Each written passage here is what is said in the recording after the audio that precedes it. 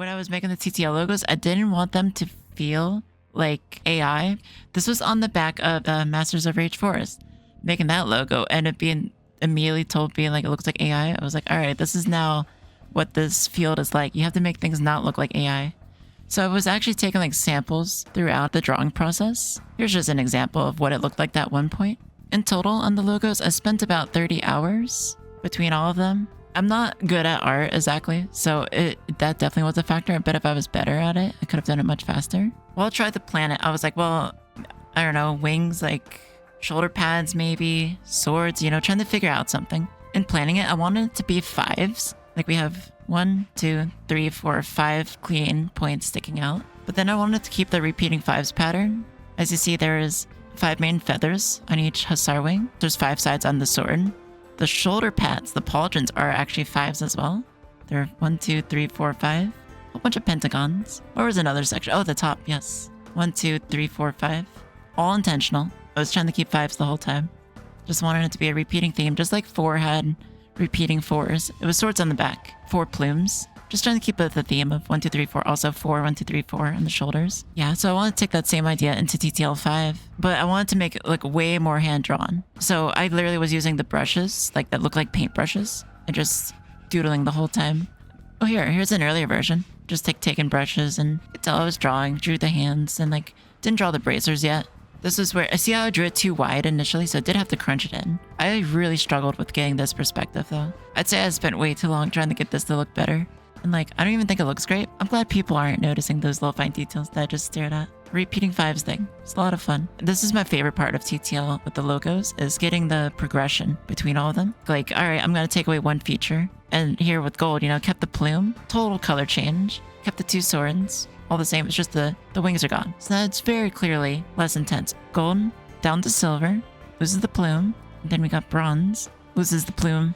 Swords too. Removing the swords was really hard actually, because I completely drew over the pauldrons at this point, because I didn't think I was going to remove the swords. I was like, oh snap. When I got down to bronze, because I went plat downward, I just kind of forgot, and I merged the sword layer with the pauldron layer at some point, and I had to redraw this whole section. You could probably tell. But I also purposely was like keeping a little sloppy in ways. Again, fighting AI accusations. You're like, look, I actually drew this. Like there are flaws if you zoom in. You can tell I'm like click spamming a brush here to blend it. It actually felt a lot like real painting because I was using the oil paint with Photoshop. I'd never used it before it. So like a lot of learning with how things blend. Because like while you're brushing with it, you pick up other colors. It's just like real painting. It turned out so well.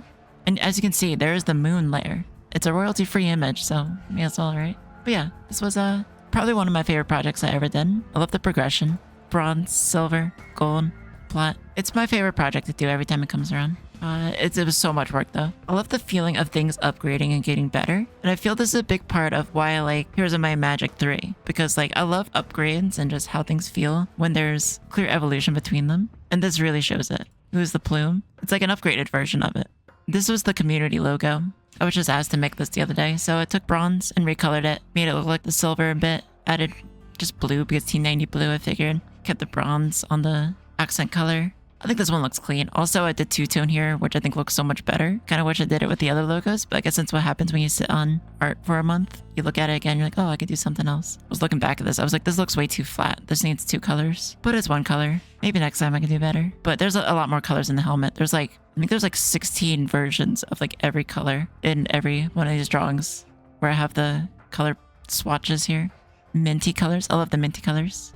It looks like almost like oil spill almost, but like how it goes through so many colors. This is just from hue shifting once I get to somewhere. I start hue shifting it to try to get it. It's like, oh, let's crunch this one a little higher, this one a little deeper. This one goes more blue, this one goes more yellow. And then eventually you land on something that has like way more dynamic range than what I actually drew it. As I'll reference this one again. Look how flat this looks like as just a first base. I was like, all right, got the plat color, mix it with grays and blues and whites. Oh yeah, like a dark navy blue.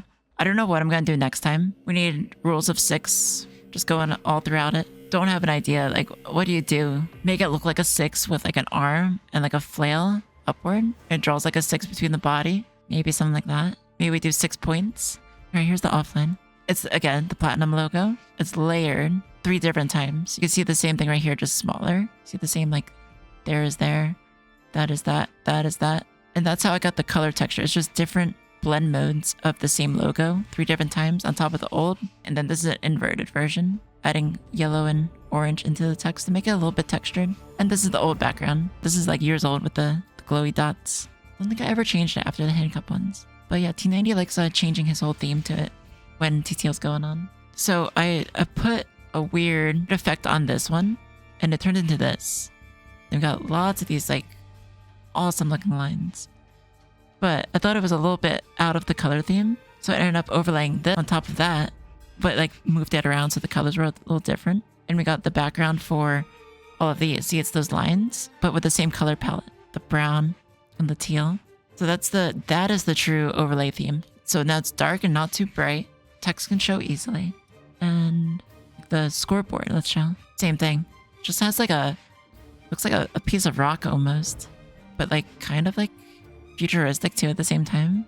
And I also lined up the effects turning into straight lines at times with the overlay, trying to make it flow better. You know, it looks like more built in than stopping in here, you know, not going through that. Little small things. What about this? Let's show this. I tried to make the stars and darker where chat would be more appearing, which is on the left side. Then it goes, you know, left to right. Same thing with here.